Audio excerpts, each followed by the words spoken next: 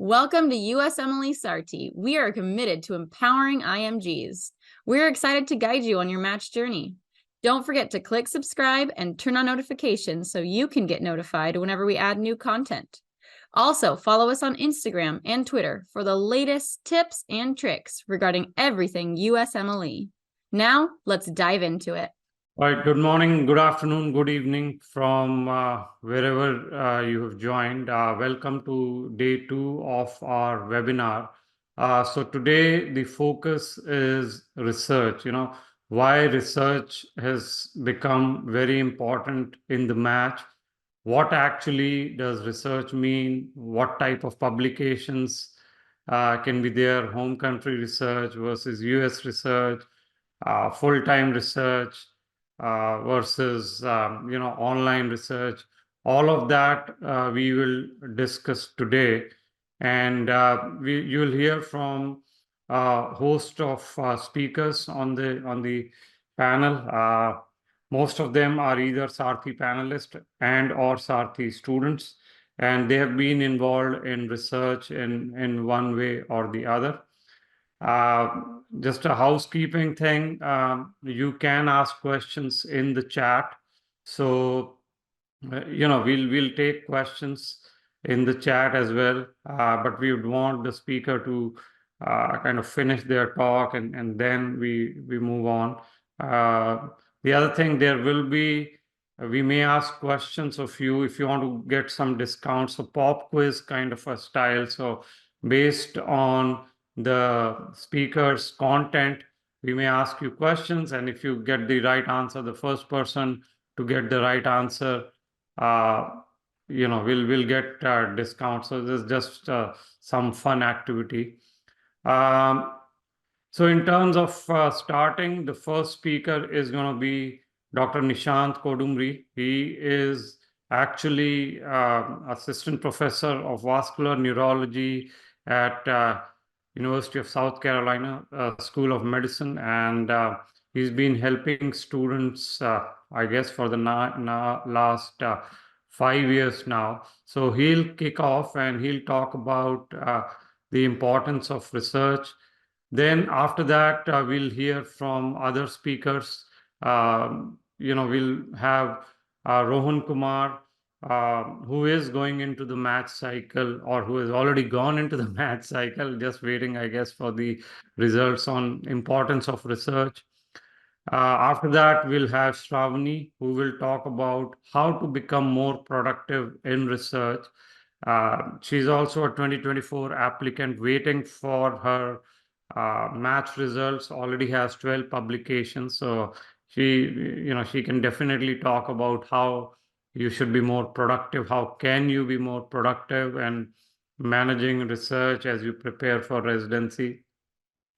Then we will have Suchita, who is also an applicant in psychiatry for this match. So all of them have gone through this match cycle, and she's going to be talking about home country research. She did some research in the home country, and she's going to talk about how you can use that, what was her role, and if any questions you have on that. And then we'll have Shreya Khurana, who has also gone into the match, our student, and she's a full-time researcher at University of Louisville. So then you'll see her perspective. How do you actually full-time research? How does it work? And what is her role? How do you manage all the research timelines along with the match timeline? So then you're going to hear from her. And then not finally, I guess, session will be by Julie Dongre, and who is a Sarthi student but going into the match next season. So she took some Sarthi research courses along with rotation. So she's going to talk about how the online course was structured and how she's using that. And finally, I guess if we have time, two of the speakers, Suchita and Shravani, are going to present their papers in detail so that you can see how all this comes together. So with that, let me hand it over to Dr. Kodumri. Shant, welcome and all yours. Hey everyone, good morning. Thanks for having me today. So I'm always interested in helping IMGs. I think it's very good I'm able to talk to you all today. So I think as Pavan mentioned, research is very important now that like things have been changing in the US medical entrance system, right? So they have removed step one score, which used to be an edge for all the IMGs where they could score good and then get into programs, but now there is no step one, right? So it's very important you do have like that extra thing of an academic activity to show that merit. So, and that can only happen by doing research, right? And one thing, right, I mean, most of the countries where we have a medical entrance to get into a residencies, here it's a USMLE is an exam and you get scores, but it doesn't define like, what specialty you go in, right? So if you're applying to a specialty, right, how are you going to prove that you're interested in that subspecialty? So you need to do something like that's different and that stands out in your application, which shows your interest towards specialty. For example, someone applying for a neurology, ophthalmology, or any other medical subspecialty, right? So the interviewer, you can go and say like, I'm interested in neurology, or I'm interested in telemedicine. But for them, something on your CV speaks a lot than what you are saying, right? So it's always good to have some kind of a research opportunity or a paper published in the subspecialty. So that way research helps you a lot. The other thing is, when you have a paper published, right, that can be a talking point during an interview, right? So that will really help you. Like, for example, everyone wants to know. I interview candidates like in our program, like, if I see some kind of a research, I obviously start the conversation by saying, it's interesting, you have done this paper, so talk about it. And then you have done that research. So, that way you break the ice, which means you always have a hesitation to talk. So when someone asks you something that you already know and you're in and out about it, I think that would be a good thing to kind of talk about during an interview. The other thing that research can help you all is to get contacts, right? So if you have done research, if you're published, went to conferences, you can network, right? And then whomever you're working with, your research mentors, can also help you a long way in this USMLE journey. So that way research also helps. The other thing I tell my mentees, right, you have done rotations, you have done steps, right? You're applying for residencies. Doing research or being involved during the time when you are applying or when you're interviewing helps you a lot, right? So you can be affiliated to a place, and then internally you can reach out to the doctors to shadow them, because most of these research are something that you do in the States is unpaid, which is like, volunteer research opportunity. So during that research, you can ask your mentors or any other one in the same university or hospital to shadow them for 1 week.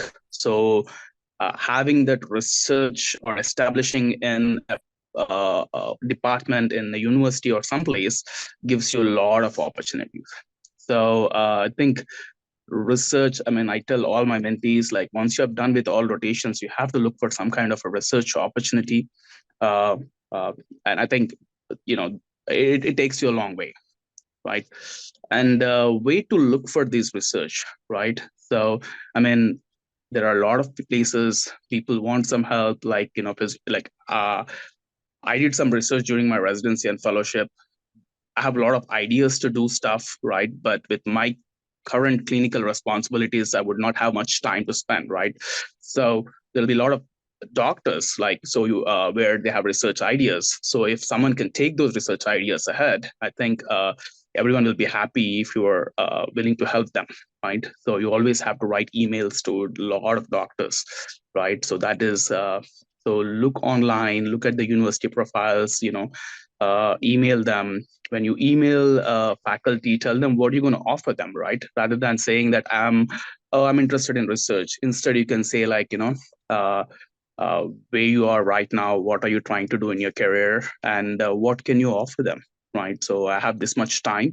Tell them like, dear Doctor so and so, I have completed steps. I'm applying for residency. I have like 6 months of time to commit for this, right? And I'm looking for some kind of a research opportunity, and I can do this, this, and this. So that way,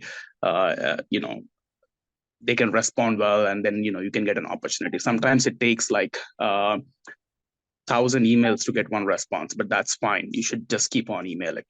But in a nutshell, research is very, very important. Now with this current trend in USMLE examinations, now step one, pass or fail. So you have to stand out. So all the IMGs, it's very, very important. Thank you very much, Nishant. Appreciate it. Any questions for him, Dr. Kodumri? You can put in the chat. I know, Nishant, you need to leave. So if there are questions, just guys put in the chat as we move on to the next section after this. Sure. Yeah, I'll wait for a few minutes and see if there are any questions, but otherwise I'm happy to answer any questions if you put that in the chat, and Pawan, I can always respond later. So let's take this one question. And this comes very often, whether it's psychiatry or else. So so let's say I'm interested in internal medicine, but I end up doing research in another specialty. How do I reconcile that in my ERAS CV, or is it actually useful if I do research in another specialty? Any opportunity that comes your way, I think you should take it. It's always you establish in the system, get some contacts, right? So you can always say that you're an IMG, you were looking for an opportunity, and you took everything that came in your way, right? So, and everyone will understand that, right? So when you talk like this in an interview, right? Because that I don't think so it counts against you. So you can always say that I'm interested in research. I did this to understand how research is conducted, right? To gain some skills, right? So it's okay to do research in other specialties, even if you're applying for different subspecialty. Okay. All right. Well, thank you, Nishant. If there are other questions, we'll be in touch. But I think that was okay. Maybe one more last question. Is there a minimum number of publications you look for? No, I mean, publications are good. Always aim for 1 or 2 publications, but what you have done matters, right? For example, if you have done research in states, right? Someone like you're interviewing in a program, the program director will have a confidence that this person knows some little bit into the system. It's not like they're very naive, right? So having done something really counts. So aim for publications, but at this point, I don't think so. You should concentrate on the number of publications. The more, the better, but you should not be feeling bad that if you don't have any publication. Do something that counts a lot. And is home country research worth anything at all? That's another question. It does. I mean, like for example, if you're doing any home country, I would say do research in the subspecialty that you are applying to, and home country research counts, right? So I would say it's more. You get more opportunities in home country to do in the subspecialty that you are applying for.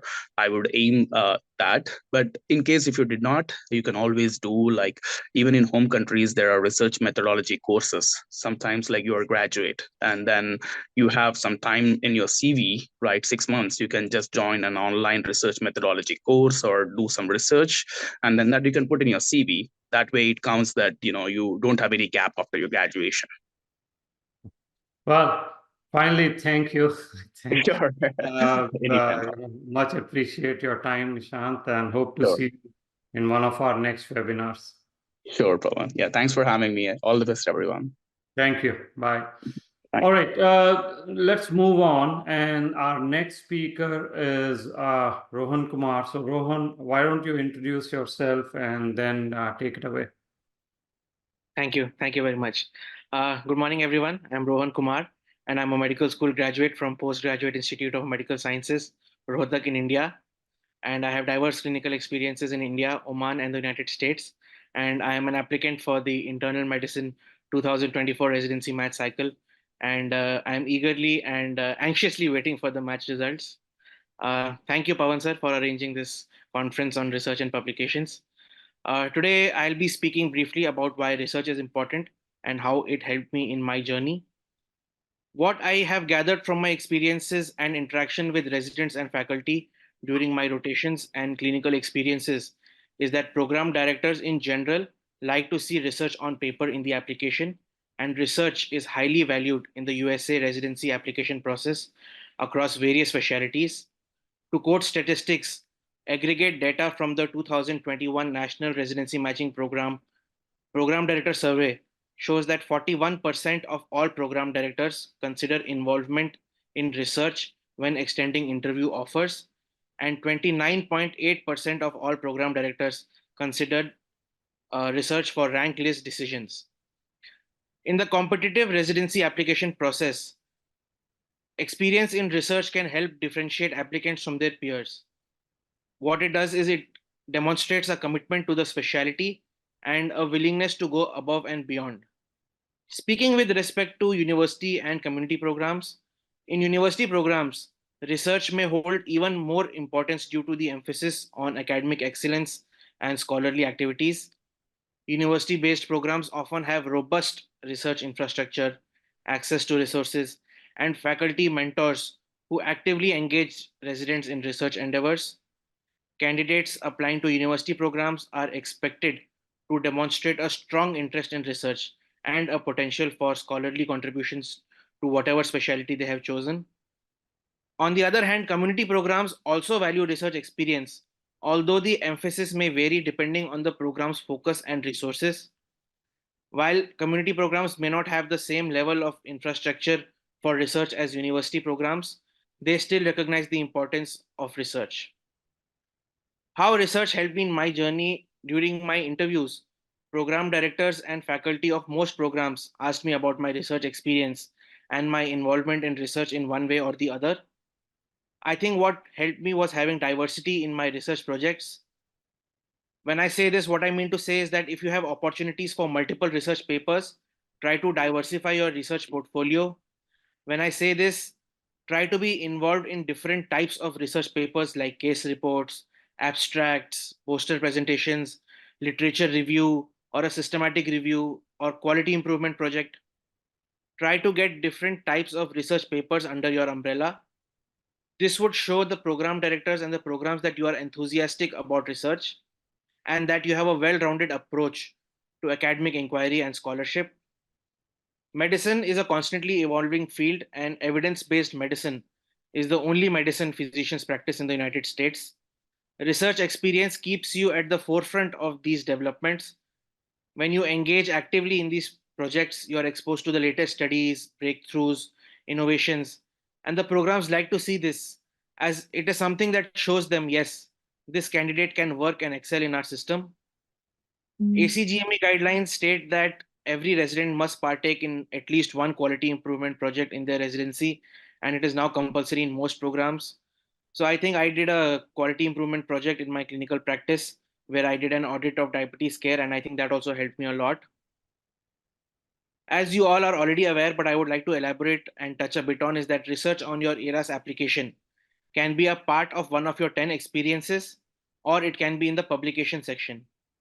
In the experience section, you can include and mention about any remote or full-time research roles like research assistant, research scholar, research associate, postdoctoral fellow, or any other roles that you may have held. You can mention your roles and responsibilities as a description when you are mentioning it in the experience section. The other section is your papers and publications, which you will include in the publication section.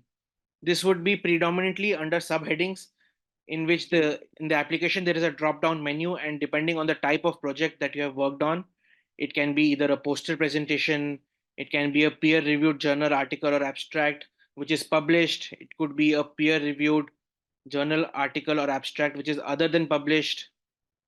So even if you have worked on a paper and it is not yet published, but in stages of publication, like it is sent to a journal, it is being peer reviewed, or it is sent for print, it still holds a lot of value and it essentially shows your proactiveness and research appetite, which is essentially what programs want to see. In conclusion, obviously, when you list research experiences on your application, it sets you apart from other candidates. If there are two applications which are similar in terms of scores, USC, and various other aspects, if you have research on your application, it certainly makes you a more holistic candidate. It showcases your dedication to both practical and academic aspects of medicine. Moreover, the skills that you acquire through research, such as critical thinking, data analysis, are transferable and highly relevant in a clinical setting as well. With that, I would like to conclude and thank you again, Pawan sir, and I will be happy to take any questions that you all may have. Yeah, thank you. Thank you very much, Rohan. This was very comprehensive. So let me ask everyone a pop quiz question before we move on. Rohan did mention the countries where he has had experience. Okay, so outside of US, which is one country where he mentioned he has experience, not India. So anyone who said Oman first, Aarti will collect your email and we'll go from there. So good. Okay, I did see a couple of questions, about our research courses, difference between concept to publication and rapid affordable course. So we do have two kinds of research courses, and Aarti, if you can just post the link. But the difference is the concept to publish is led by a Hackensack Director of Clinical Research, Dr. Weissman, and he starts from scratch and he leads the publication. So he makes sure it's published. He will conduct classes and then he'll lead everything. The rapid affordable research is a course which is geared mostly to the final year kind of students who want to get started in research, and that obviously the publication fee is not included in this, and you are supposed to lead the publication as a group. And there is on our website, you can see the differences. So Aarti, maybe you can post the link for the differences. I think both great. courses are starting now. So one, rapid affordable research, is starting 20th of this month, and Dr. Weissman is going to start his course in March. So his course has manuscript, case reports, posters, and you can do the combo also. And likewise, the rapid affordable research, which is taught by Dr. Shreya Dongre, is also having a lot of different options. So take a look. You can also set up time with our team to go over the differences. Okay, so now okay, so let me take another question.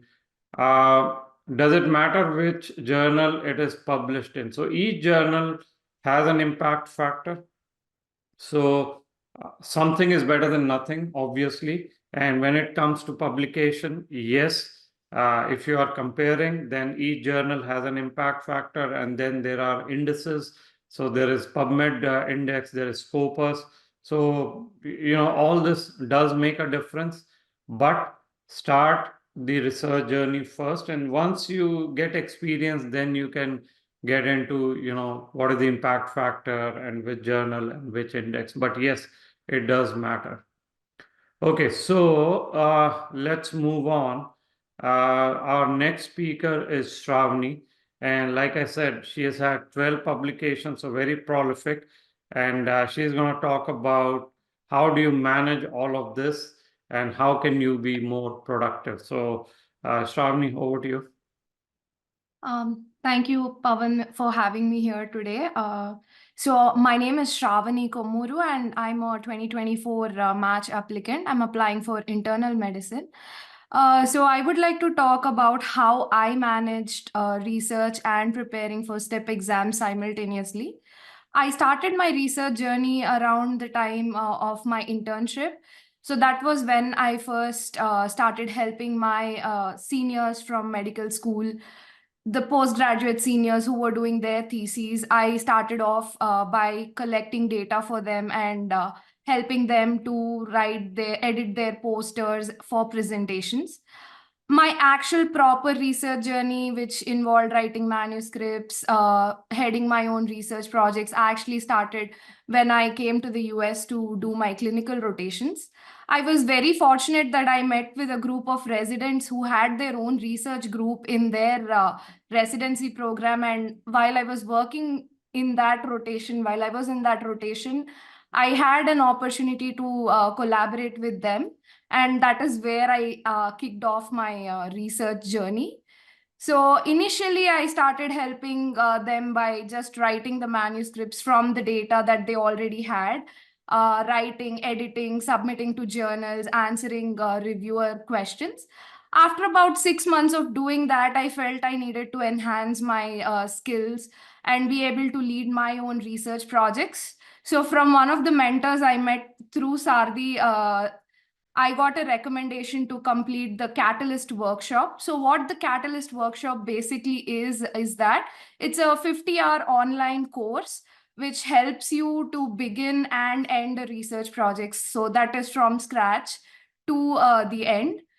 So what I learned from that workshop is how to find a research question, how to do the literature review and find the gaps in existing literature, and then how to collect data, how to do the statistical analysis, how to write the manuscript, how to submit it to good journals.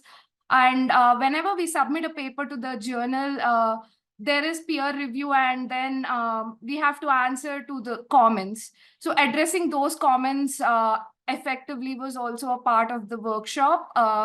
And after that, after finishing that workshop, I was really confident in formulating my own hypothesis and leading research projects from start to end. After completing that course, the ease with which I was doing my research had drastically transformed.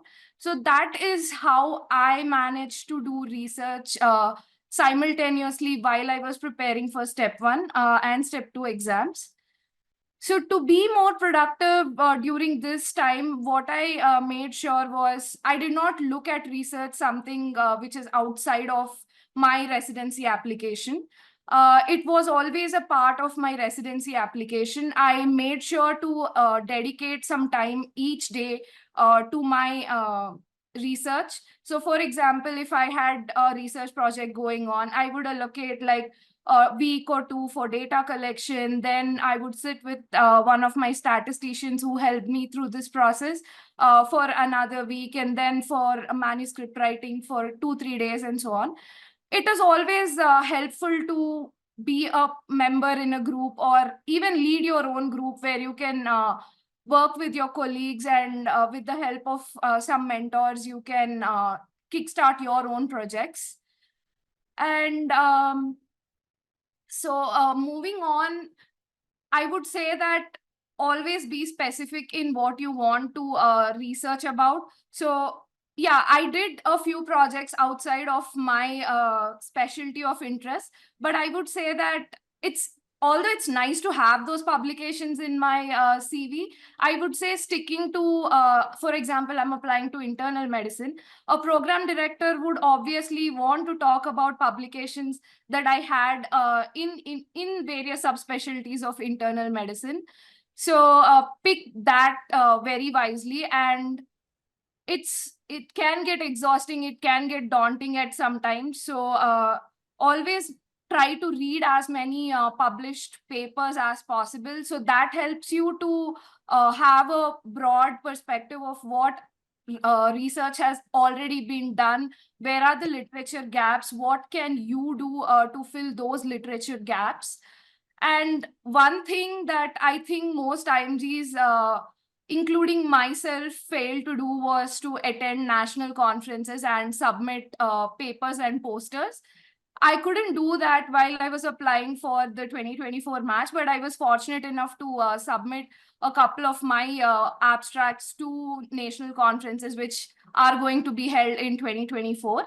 So try to at least attend maybe one, or if possible 2 or 3 national conferences before you actually apply for residency.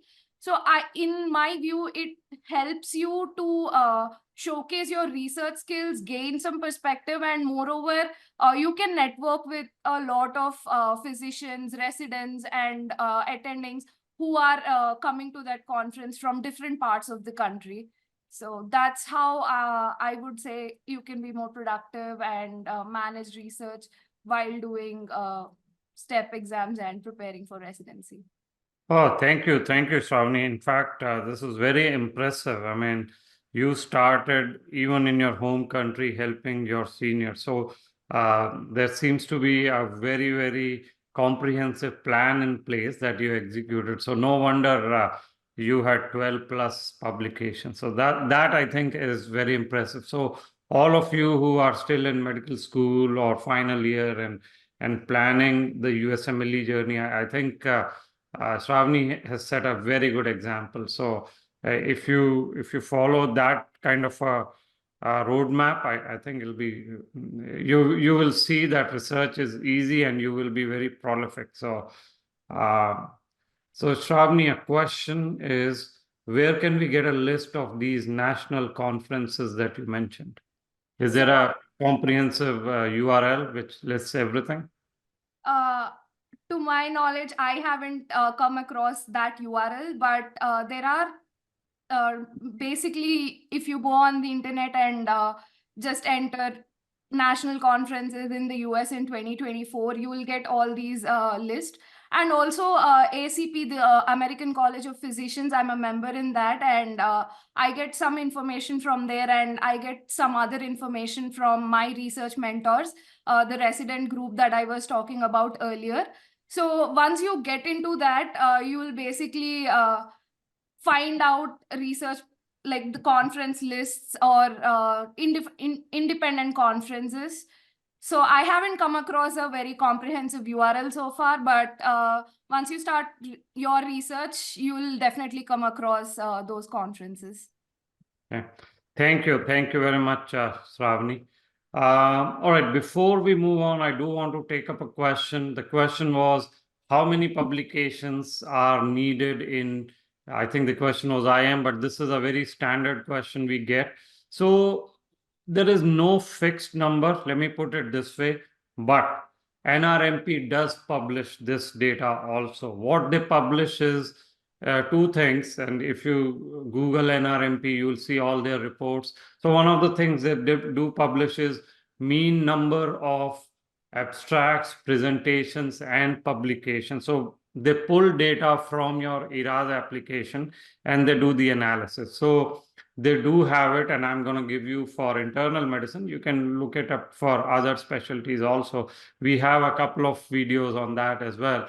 So total number of publications, now they don't separate by US, home country, whatever. They pull data from your ERAS application and then they present it. And they say, if you're a non-US IMG, the mean is 5.8. 5.8 publications for math students. This is part of the survey, right? And if you're a US IMG, and you know the definitions, you can always check. The US IMG is 2.8 for matched US IMG in internal medicine. So I would say, you know, around 3 to 4 publications is at least the average in NRMP people who submit their ERAS application. Then the other thing NRMP does is the number of research experiences. Now, this can be full-time research, this can be multiple projects. So again, pulling data from your ERAS application, then they say, what is the research experiences, the number. And the number is around 2.2 for US IMG is 2.6. So basically, you could say number of projects. So I guess 2 would be a number to look for, 2 or more projects. So hopefully this answers your questions. NRMP does publish this data, although you know, go for quality then I guess quantity. Okay, let's move on. And I think our next speaker is Suchita. So Suchita, did you want to talk about your home country research, and what do you want to talk about? Yes. First of all, hello everyone, and thank you, Pawan, for giving me this opportunity. I actually wanted to talk about importance of home country research, which in my case helped me personally. I also wanted to talk about my research in particular Absolutely. and elaborate about it. So basically, the interest about on conducting research started when I was in my 4th year of medical school, and fortunately enough, I found a mentor in our psychiatry department who has helped me throughout. So I think the first step to consider, it can be any research, like it's not just US research or a home country research, just any research. Just find a good mentor, like just go and approach them and tell them what you want to offer from your side, and what you want to learn. So it helped me that I wanted to know the scope of research. I didn't have a plan as per like just for USMLE or something, but that helped me just to have an idea, just to have like what type of researchers, what are the things that are needed, like as a primary author, like a first author. So I was a first author in my research. So my research actually is it's a cross-sectional study I did on knowing about the knowledge and attitude of young adults towards LGBTQ community in our college. So I carried out the research in our university, which also had engineering college and a medical college as well. So I did a questionnaire, I used a questionnaire which has homophobia scale, which is also called as Riddle homophobia scale, which I used, and took data from at least 100 students in both medical and engineering colleges, and I have collected the data and compared both of them. And so my role was basically to collect the data. First of all, I took consent forms and approached the department and colleges, and got them accepted. I've presented it to the ethics committee in our college with help of my PG, my seniors and PGs, which who has guided me, and all the process was a little bit like clearer in as I go. And I used a MS Excel sheet to just use all the data. And I've worked with a SPM professor. He has helped me through the statistical analysis. So I submitted all my data, and he has run through the data, and using SPSS software, we got the research, got the results. And my main role was to do literature reviews. So I understood the importance of literature reviews back then, which actually had to which actually made me understand what kind of a paper we have to write, like what are the the structure of the paper, how are you going to write a reference, how are you going to add a reference. So everything was a learning experience, which just help you you can just start it as soon as possible. It just help you in any time in your career.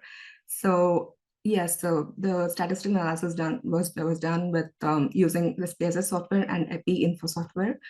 So coming to the importance of this home country research that I did, in one of my interviews, the program director was very enthusiastic, because I had very less number of researchers, but what stands out is what they liked about the research, because the role was clear, the explanation that the experience and everything was that should be convincing for them. And I think that helped me, and they've asked me questions. So the questions that I came across were mostly about how why did you do this research, or tell me about my role, exactly what I did and how I did this research, and what did you learn from that research, or any ongoing projects that I'm doing right now, or any other types of research that I'm interested. They're also interested to learn about my future goals, to like that I can contribute to the program. So that actually shows some seriousness from the applicant, so that they can have a person who in the program that can lead research projects and help with their department as well. And we can show interest, saying that we want to present our papers and conferences and national conferences. I actually submitted one of my abstracts in the upcoming American Psychiatric Association conference that's going to hold in May. So yeah, those are the aspects that the program directors look for when you just say that you are involved in the research. They would want to know. They would want you to tell like what exactly do you know and what exactly you're doing with that. So that's the main agenda that we have to be prepared for, and answer the questions with enthusiasm, and that's it. That actually helped. And I think even having US clinical, like US research or a home country is that in that you can just explain what exactly you did and what you learned from it, and that's something everyone in the program will look for, to just trust you. That's it. So this That's is what a I very good example that you were able to use your home country research experience during the interviews. I think that is something very, very impressive. Thank you. Yeah, yeah. Yeah. Good. Thank you. So if there are questions, you can please type in as we move on and we'll take them.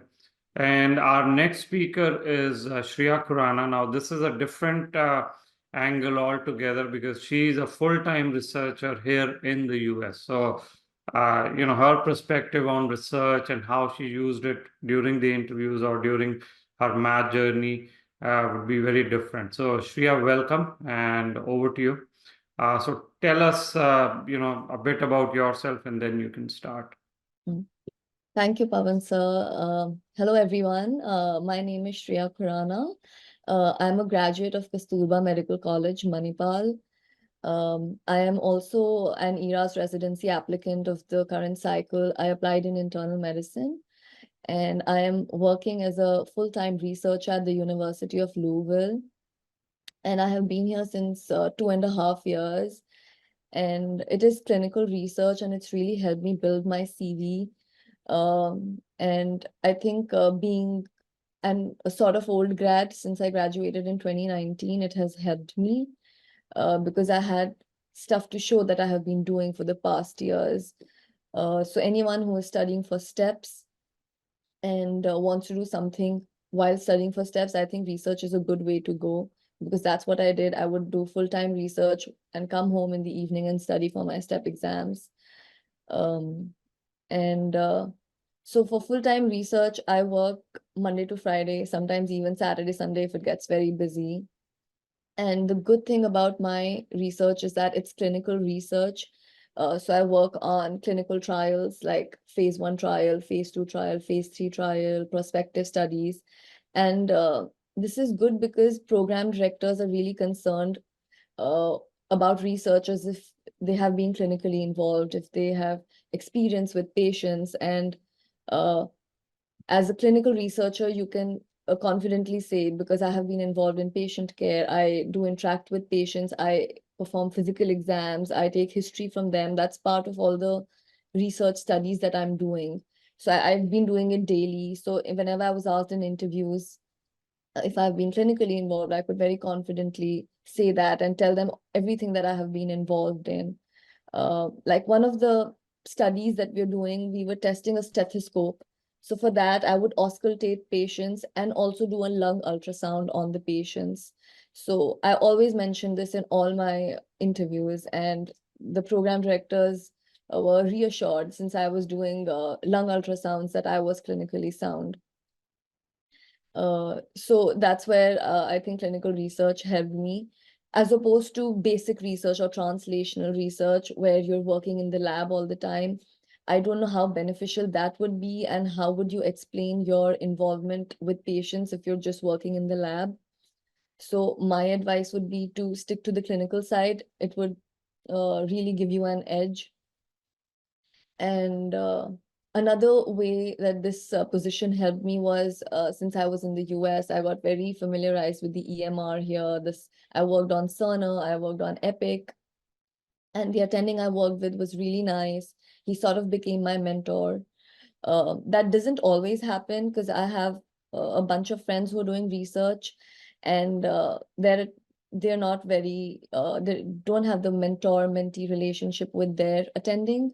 So that's a very rare incident. But if it does happen, it'll always benefit you. They'll give you tips and tricks, to help you during match season. And I also, while I was here, I worked on a lot of case reports and manuscripts. Now, this was not part of my research position. This is something I did extra. I was very proactive, and I went to residents at UFL, to fellows that I knew, and I told them that I want to write a paper. If you come across a nice case, could you tell me? So if you're in such a position, you have to be really proactive and look for things. And that's how I was able to get a lot of publications here. And this was, again, something I did on my own time, like out of the 9-to-5 job. And while working on this, of course, once you have articles written down, they're very supportive of you going to conferences. So I went to some really good conferences in the US, and that went down in my CV, and that was something I spoke about in my interviews. So, and all the program directors brought it up. Program directors and my interviewers, everyone wanted to know how my conference experience was. And so, yeah, if you're doing research, especially I think for an old grad, it would be good to stick to the clinical side, and publications are definitely the most important part of it. So just because you're in a clinical position doesn't mean you'll stop publishing. You have to still work on manuscripts, and you have to write and go for conferences if you can. So I'm getting some questions. Are these research positions typically paid, and is there a selection criteria when they are selecting someone like you for a position? So when I first came here, I was unpaid. I was unpaid for more than a year, and it is tough. It was financially very challenging. But it was that 1 year helped me gain experience. It was an unpaid, they call it an internship program where they're training you. So it was unpaid. But once you get that experience, then you apply for paid jobs. And that's what I did. I had that 1 year of experience, and that helped me get a paid job later on. So, And selection criteria, do they interview you when you are applying? And yes, so for the unpaid internship program, that was also very competitive. It was like applying for residency. You have to send in all your applications. And of course, being from the medical field, like you're a medical graduate, it really gives you an advantage. Like they value that you have a medical degree. And they see your interview skills. I had to interview. And I honestly don't know what their selection criteria is, but I was fortunate enough to get selected. And once there, and 1 year I worked unpaid, and the moment I knew I have enough experience that I can apply for a paid job, I did that, and I got a few job offers. So it'll be a struggle for some time, and then you can get good positions. so just as in the USMLE journey, everything is a struggle initially, and once you get a hang of it, so good. Thank you very much, Shreya. Much appreciate, and you definitely bring a very different perspective as a full-time clinical researcher. So, good luck for the next, I guess, 20 days for the match. Yes, thank you. Thank you. All right, before we move on, pop quiz question, where does she work? She did, I think, mention it. So if you can type it in the chat, we'll take that. No, you got to give me the exact name and no typos. All right, attending research conferences only, will it add to the CV, or presenting something will add value? So attending conferences, I don't think is going to add much. It is what you present is going to be of importance. Okay, so again, let me repeat the question. Shreya did mention where she works. So if you want to type it, and we'll, there's someone giving us the correct answer. Shreya, you did mention where you work, I think. Yes. Okay, so someone did get it right. So Aarti, grab their emails, and you'll get a discount. Okay, so the next speaker, let's move on, is Julie Dongre, and she's going to talk about her own research experience. She took our concept to publication course. I think we had a question on that as well. So Julie, over to you.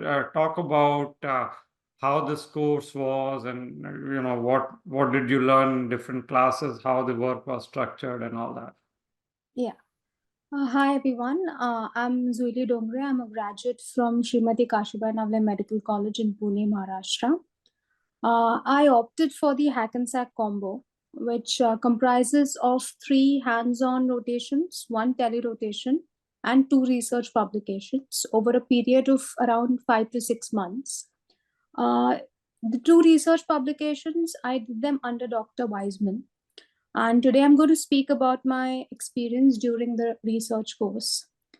As it's probably true with all of you, during my undergrad, I barely dipped my toe in clinical research. The lion's share of the contribution belonged to the seniors and the professors that I worked with. So in short, I was a complete novice when it came to research when I started the Hackensack combo. What I believe was the best part about the Hackensack combo was after I enrolled, in the very first Zoom session, Dr. Wiseman focused his attention on elaborating on the different types of research publications. That way, even an inexperienced candidate can find their footing. Then in the next session, he delved deeper into the components of a publication. He explained what a manuscript, what a case report, what an abstract, what a poster presentation comprises of. If I was to give you an example, he explained that when we were presenting a case report, it has 3 major components: the introduction, the case presentation itself, and the discussion and conclusion. After he explained the components, he proceeded to explain the significance of each section, the data or the information that should be included under each title, then the correct pattern in which it should be penned down, and the do's and don'ts that we should remember while writing any publication. After that, he held a couple of sessions regarding the various statistical methods that are commonly used when collecting data for research, as well as the methodology that we use to publish and present a publication. Thereafter, for every session, we were asked to create a rough draft of the content that is written under each title. So essentially, every student writes down how he views or interprets a particular topic in his own words. Obviously, when you write these topics down, you have a lot of questions. And when you have those questions, you do extensive browsing, and Google is probably your best friend. But you do all that and you try to come to the right conclusion and make a rough draft. And he held multiple sessions like this. So the first session focused on the introduction. The second session focused on the discussion. The third session probably focused on the conclusion, and so on and so forth. There were multiple sessions. After you finish writing a rough draft, he asks you to submit the draft via email or WhatsApp, whichever is convenient to him. Then he picks up the best and most well-written parts from each draft and edits them, puts them all together. So by the end of it, you have a draft which is extensive, well explored. explores every component, every angle, every facet of that research topic. That way, he used all our contributions and helped us author the research paper. I think overall this process works well is because when you are preparing the rough draft, you get questions. Then to determine the answer to those questions, you are driven to read more and more about that topic.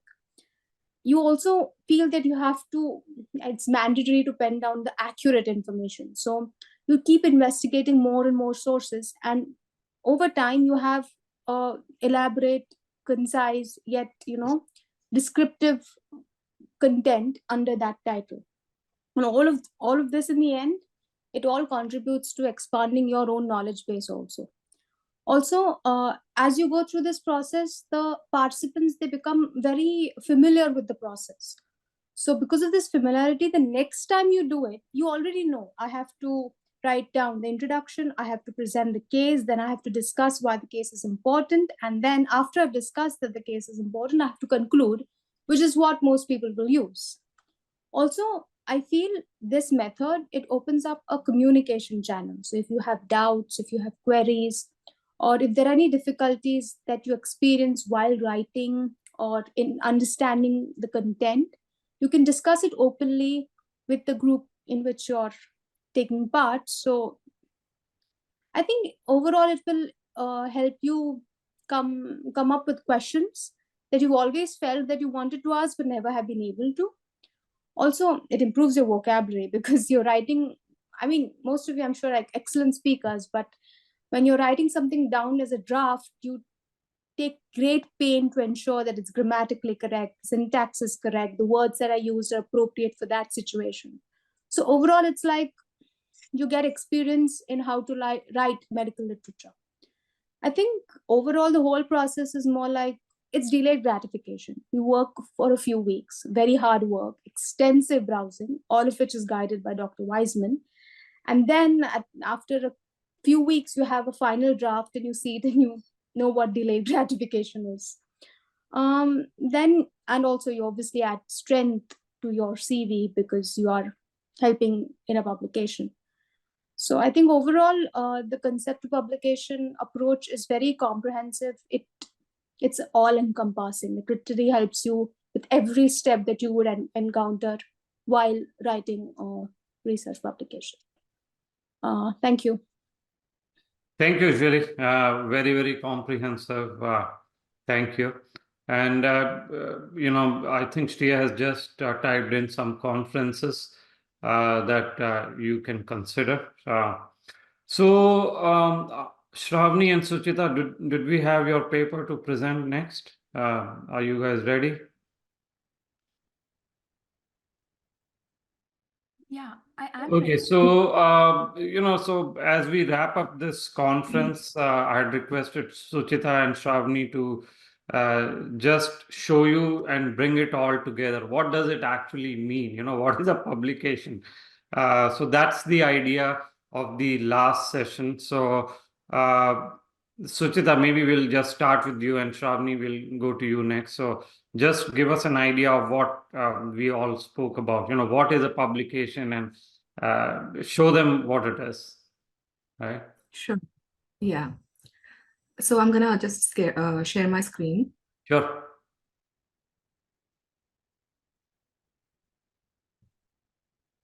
Can you see it? Yes. Yeah. So yeah. So this is the abstract of my the upcoming research. So this is up for submission. It's all edited. So I worked with Dr. Shreya Dogre under a rapid research course from Sarthi. And so basically, this research is a cross-sectional study that we did where we checked for the differences in between two health insurances in the US. So what exactly we did was we started collecting data by calling up doctors in especially specializing in psychiatry in particular states in the US, which had lowest Medicaid coverage.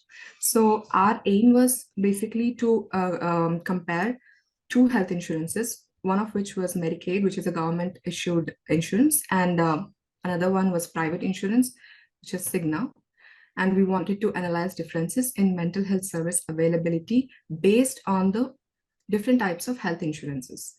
So our methodology was to collect the data by sourcing the lists of the doctors from HealthGrade's website, where we checked for 6 states which had lowest Medicaid coverage, and the inclusion criteria were applied, where we selected doctors who were in the 10-mile radius and who accepted new patients, and who also met 3-star rating criteria.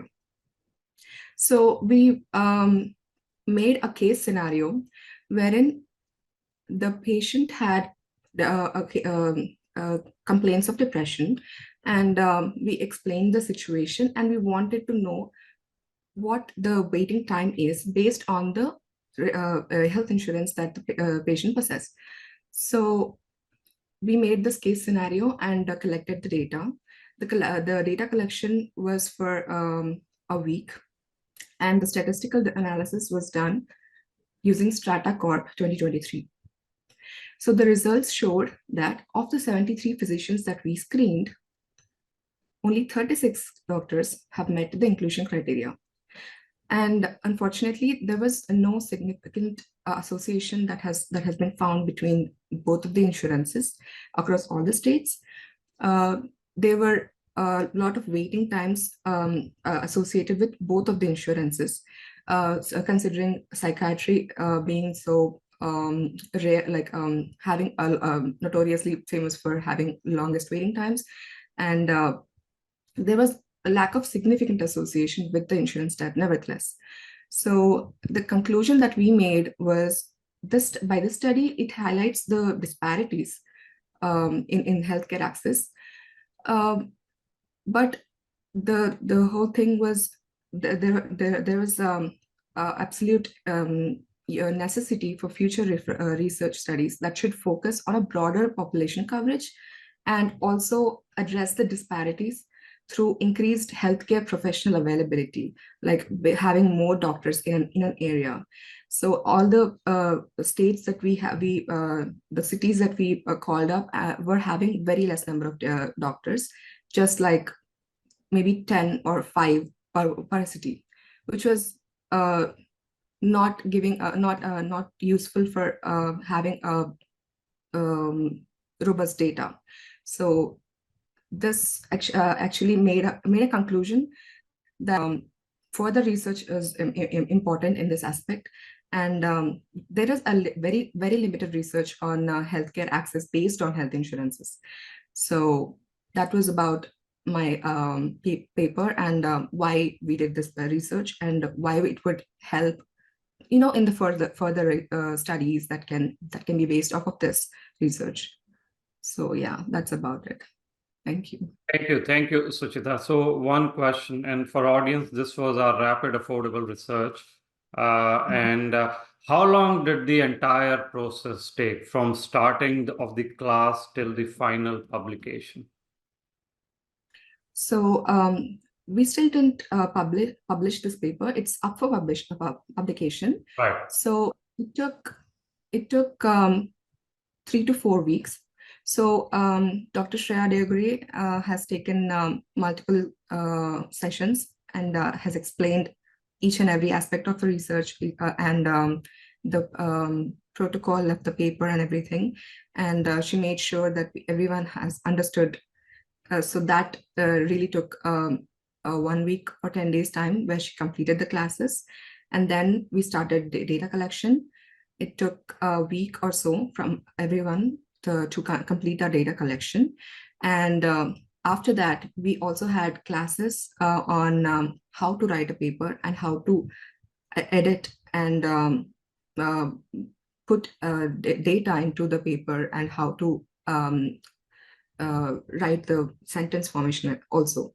So that actually took like 2 weeks to 10 days, 10 days to 2 weeks. So overall, it was 3 to 4 weeks duration that it took entirely, and now it's up for submission.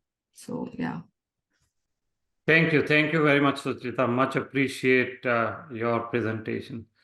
All right, the next speaker is Shravani. So Shravani, over to you, and you can probably share your screen, and then Yeah, definitely. So can I start sharing my screen now? Of course, yes.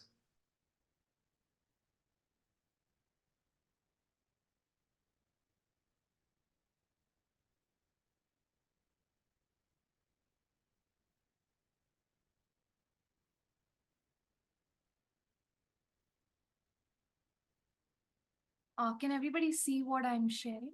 Yes, we can see it. Yep. So this is what I was talking about earlier. This happens to be one of my first publications. Actually, this is the first publication. I started off by publishing my first paper in Curious. So the title of this paper is Risk Factor for Colorectal Cancer in Patients with Ulcerative Colitis. This is a web-based cross-sectional study, and this is the actual PDF of the published paper, where you can see all the title, the abstract, and all the further sections. So my role in this research project was to understand the statistical analysis which was already given to me, and form the manuscript, edit it, submit it, and also answer the reviewer questions. Moving on to the actual topic. So the main reason for this study was to understand what were the risk factors to for colorectal cancers in patients with ulcerative colitis. So as we all know that ulcerative colitis is one of the two major inflammatory bowel diseases. In fact, ulcerative colitis, the incidence of ulcerative colitis is 10.4 to 12 cases per 100,000 people in the US, which makes it 3 times more common than Crohn's disease. One of the long-term complications for colorectal cancer is for ulcerative colitis is the development of colorectal cancer. Existing literature shows that there's a 2% increased risk for colorectal cancer during the first 10 years of the disease, 8% increased risk of colorectal cancer after 20 years, and a whooping 18% of increased risk for colorectal cancer after 30 years of disease. Which brings us to our main research question: why is this happening? To understand this further, we conducted a web-based cross-sectional study using the NIS 2019 dataset. So NIS is basically a online database which has data about multiple hospitalization. It has data related to over 7 million inpatient admissions across the US. For this study, we have included around 78,000 inpatients who were admitted primarily with the diagnosis of ulcerative colitis. All the other primary diagnoses were excluded from this study. And then we further divided our study population into 2 cohorts, one with colorectal cancer and the others without. Our main variables of interest were demographic and geographic factors that contributed to the development of colorectal cancer, and also certain comorbidities like diabetes, hypertension, AIDS, depression, alcohol, and substance abuse. So coming to the statistical analysis, we used a couple of different statistical models. So the first one is the Pearson chi-square test, and the second one is the t-test. We also used logistic regression models to calculate the odds ratio, and we used 2 separate models, one for the actual risk factors that led to colorectal cancer, and the other one was to find out the all-cause in-hospital mortality for colorectal cancer in patients with ulcerative colitis. What we found out from this study was that our study population, which is the ulcerative colitis group in all, mainly consisted of females, middle-aged Caucasian females. But whereas when it came to the increased risk for colorectal cancer, we found out that middle-aged Caucasian men were at more risk for colorectal cancer. And speaking of comorbidities, we found that there existed a very statistically significant difference in patients with complicated diabetes, complicated hypertension, AIDS, and alcohol abuse. These were very much prevalent in the colorectal cancer cohort when compared to those without the colorectal cancer.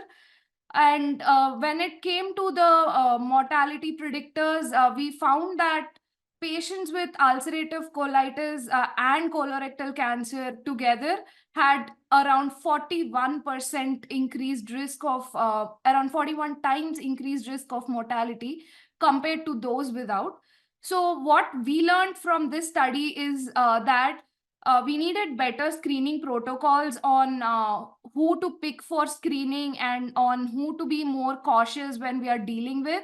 It also lays down guidelines for further studies on to actually study how how having certain comorbid conditions increases the risk.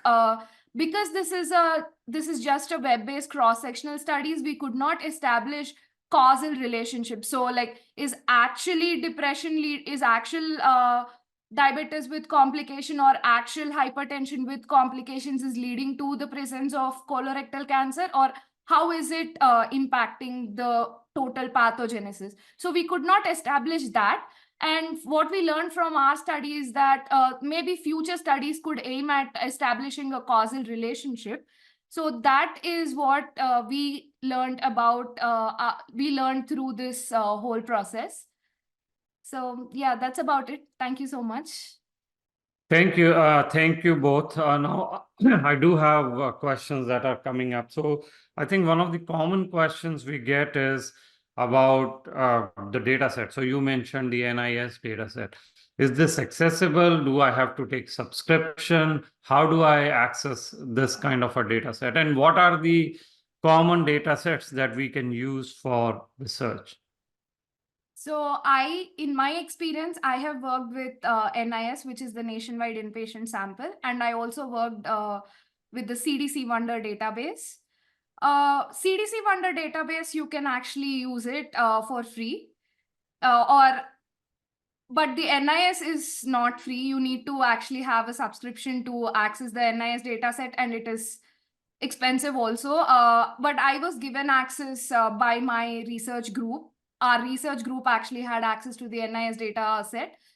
But if you really are interested and if you really want to do a lot of web-based cross-sectional studies, I think it is around, it's very expensive. Not like it costs few thousands of dollars per year. So it's always ideal to have a group who can contribute and who can like pitch in and then use. So after I did the Catalyst workshop, I went ahead and purchased the NIS dataset for my own research, but I did not pay the whole amount. I had members from my research group pitching in. But before that, I used the NIS, which was given by my research group. Okay. Okay. Well, thank you very much. And so this was a great session. Hopefully you all enjoyed it. And I do want to thank my panelists. All of them have been very patient. And thank you all the panelists for sharing your research experiences. This was excellent. Thank you, Rohan, Jweli, Shreya, Shravani, and others who have left. I think your experiences will really motivate other IMGs in their journey and help them get started on research. So I do want to thank you. And we will stay back for a couple of minutes if you have questions. And if my panelists need to leave, that's fine. Good luck to all of you who are going into the match this season in about 20 days. And for those of you for the next season, we'll be with you. So don't worry about it. Thank you all. Thank you. Thank you. Thank you so much for watching. We hope that video provided valuable insights for your journey. Don't forget to subscribe to our YouTube channel and follow us on Instagram and Twitter. And check out our website for details on how we can guide you to a successful match.